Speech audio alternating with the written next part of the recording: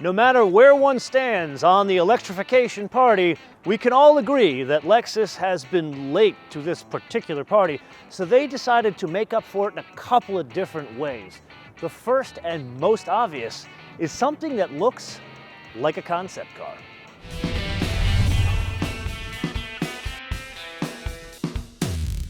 Okay, so first, what exactly is this? Well, Lexus calls it the RZ, RZ, however you want to say that, 450e. So what they're trying to do is catch lightning in a bottle twice here and make an electric RX. But it's not exactly the same size as an RX. It's 3 inches shorter than an RX, it's 7 inches longer than an NX, but most importantly, it has the same wheelbase, meaning packaging space, as an RX. So it has that electric vehicle trick of being able to package more people and more dogs in less vehicle. Now I have to point out the obvious. Yes, this is indeed based on the bz4X Toyota, bz4X, whatever you want to call it, but there are a couple of things that separate the two vehicles. Number one, this has a different battery. It's not a huge difference. It's 71.4 kilowatt hours, and really the main reason why it's different, it's a different supplier. And then the output does change here. This is 308 horsepower, 230 kilowatts, so this is significantly more power than a basic bz4X. Also, this one has staggered wheel sizes. Then there are different modes here. There's obviously a normal, there's a sport mode, but there's also a range mode. And that means anything you want as long as it's all-wheel drive. That brings about a totally new mode. Now this has the usual normal and sport modes, but they add a range mode. Obvious what it does, but how do they add more range using the same battery? What they do is they cut the power to the front wheels, making it effectively a rear drive vehicle. Now that does bring us to the discussion of range. And here there are two different models based on wheel sizes. So there's an 18-inch wheel and there's a 20-inch wheel. The 18-inch wheel, that's kind of the range champ at 220 miles. The one with the 20-inch wheels, that's this car, that's 196 miles. Now that brings us to the obvious question of charge times. And there we have to start with the onboard charger. It's a relatively slow 6.6 kilowatts. And if I were to take the car along with that 71.4 kilowatt hour battery to a DC fast charger, to go from 10 to 80% is about 30 minutes. Now let's put all of that aside and talk about some other differences between this and the bz4X. One big one is structure. So the actual platform, it's the Toyota Global New Architecture platform that it shares. But what they do here is add more structure to it in the front and the back of the vehicle. So the idea is the vehicle is a bit stronger, which would change the way it drives. Now the most obvious difference between this and the bz4X is the aesthetics. But here it's not just about the way it looks, it's also about the function of getting the air around the vehicle. Here the coefficient of drag is 0.29. Now there's a bit of a mechanical trick in the way they achieve that. They've engineered in a shutter. Basically it opens and closes to increase the efficiency, and that also impacts the performance figures of the vehicle. Yeah, it's a crossover, it's a Lexus. It's not trying to be a Tesla Model S Plaid or a Lucid Air Grand Touring. This 0 to 60, 5 seconds, decent, and VMAX 99 miles an hour. Okay, now that we understand all of that, 4,619 pounds, or depending on express your weights and measures, 2,095 kilograms. With that, off the line, it's not terrible. There's a thing going on here about the way this delivers power. And that is, off the line, it is tuned to deliver a lot of torque. The acceleration is quite good. But when driving it around town, which is what this is going to be used for in situations like this, it's not the quickest EV out there.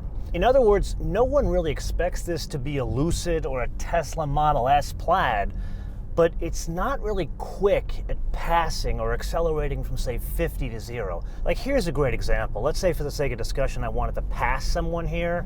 I'm going 30 and now I'm trying to get to 50. It works harder here than even a most basic RX.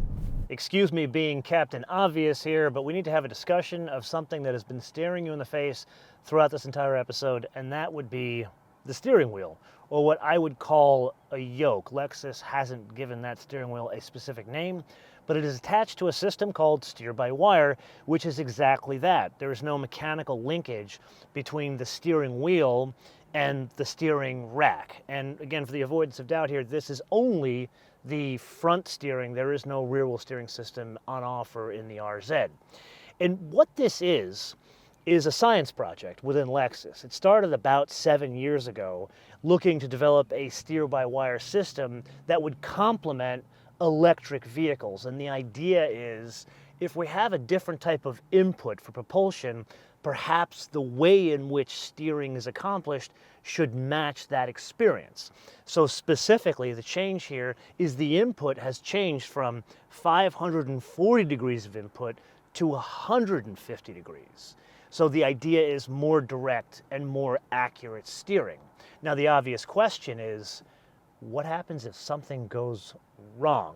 There, it's very much like an airplane in that there's two systems. So like an airplane has two mags in it. This has two steering systems in it, which is run by the high voltage battery, but then there's a backup battery for this system specifically that will run for an additional 5 minutes, and then the car would have to be parked and then transported to a dealer. Now obviously there are a lot of moving parts here. The most obvious would be the controls contained within the steering wheel, things like the light switch, volume, interaction with the UX, even shifter paddles.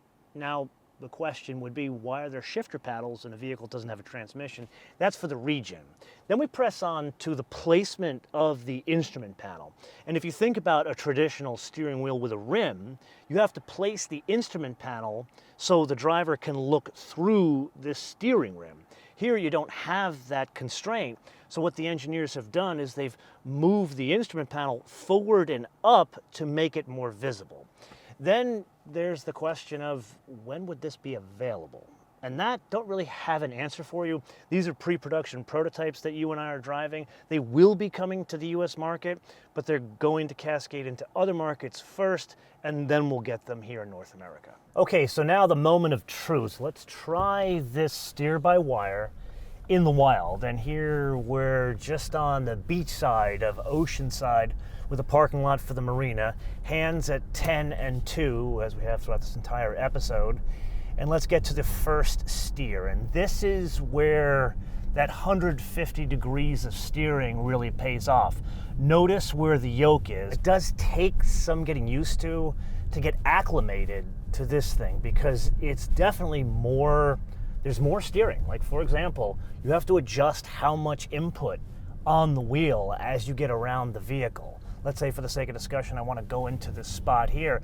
Notice this is about the normal I would put in for a regular car, but I'm now between two different spots. Okay, so now let's try a graphic demonstration of using this in a tight scenario. I'm going to come out of this spot, or really two spots that I have taken up, and let's go first issue. Notice I go to grab a steering wheel as anybody would, but I've spent a lot of time driving this thing now. I've been behind the wheel about an hour and gotten used to it a little bit, and I still don't know where to put my hand on the wheel. And that's where we get to my pilot side. My concern about this is not that it works or doesn't work. What happens in scenarios where there's an emergency, where you're discombobulated, where there's traffic, where you've had a bad day and you're not thinking clearly? You're going to revert to 10, 15, 20, 25 years of programming of driving and try to grab for something. Now the question in my mind is this: the technology itself works, but is it one of these situations where you blend this technology, where I have to admit it's a bit more accurate, a bit more direct steering, but then you graft on a little bit of the old world, a steering wheel, so you take advantage of the human psyche, the learning for the past, 120 years of steering wheels. So I am well aware that whenever I discuss wheelbase with you guys, I always talk about packaging people and dogs. This is why. Here's a vehicle that frankly is small. When you see this thing in person, you realize like, wow, that's not an RX. But notice the space I have. This is where I, a 6-footer, would sit. and I have plenty of space. Now granted, the seat seems a little bit low, so the hip point is a little odd, but I can fix that because there is a recline in the back, which gives me plenty of space. Then there are things like USB-C ports and butt warmers at each outboard position, which brings us to an important discussion we have to have about HVAC systems in electric cars. Whether it's a Lexus or a Mercedes, when you switch on the HVAC system, it's like dropping an atomic bomb on the range of the vehicle. So Lexus, they've come up with a novel approach. They've engineered radiant heating into the footwells of the front of the vehicle. Now, what is radiant heating? Well, think about those space heaters that you buy at Home Depot. Same concept.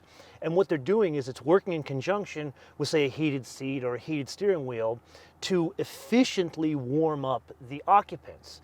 But more importantly, think about blowing air, whether it's from the foot or the bi-level of the dashboard. You lose about 90% of that.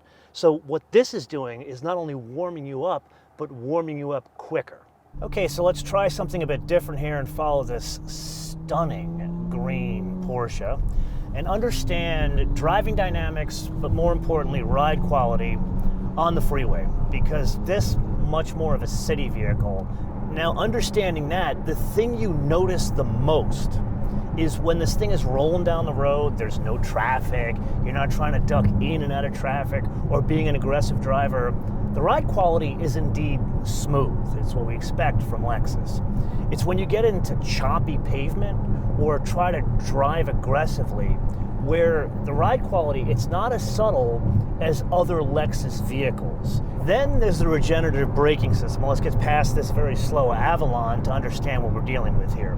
There are 4 levels of regen here. So far throughout this entire episode, I've been in basically no regen, which gives me a good amount of coasting. But then it's got these paddles on the steering wheel or yoke. And let's say I want to add more regen because I've got some traffic here. I'm gonna bring in some regen. This is level 1. I notice a little bit of regen, but it's not anything intrusive. Now let's go to 2, and if I'm honest, there really isn't a huge difference between 2 and 3. It's when we get to 4 that you do notice a difference, that there is some regen. So really, it's 2 different levels of regen amongst the 4 that's engineered into the car.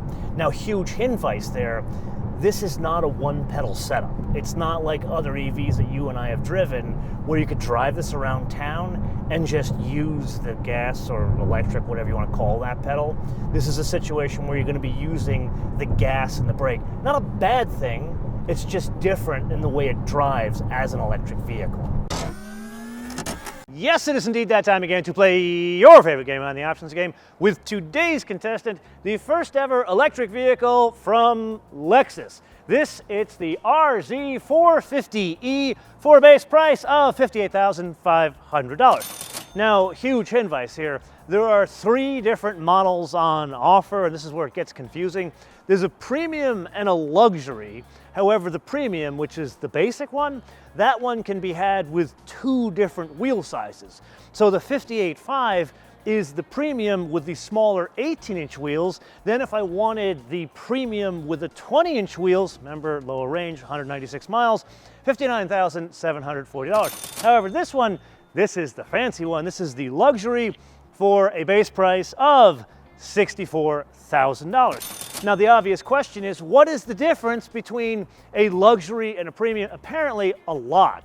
Things like a head-up display is fitted as standard. There is the radiant heating fitted as standard, the Mark Levinson sound. It even has this very cool projection of light on the door panels to make it look like texture. So normally, like in a fancy old world car, you'd have satin finish wood or carbon fiber. Here, they're using light to accomplish the same thing. I'd love to show it to you, but this is the one day it hasn't rained here in California over the past month. Now, there are a laundry list of other items that differentiate the 2, but 3 that I want to point out. Number 1, a digital key. Number 2, the trim on the inside is ultra suede. Basically, this is a vegan interior, either option.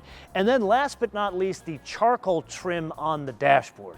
So that leaves us with a vehicle that really doesn't have a lot of options that can be fitted.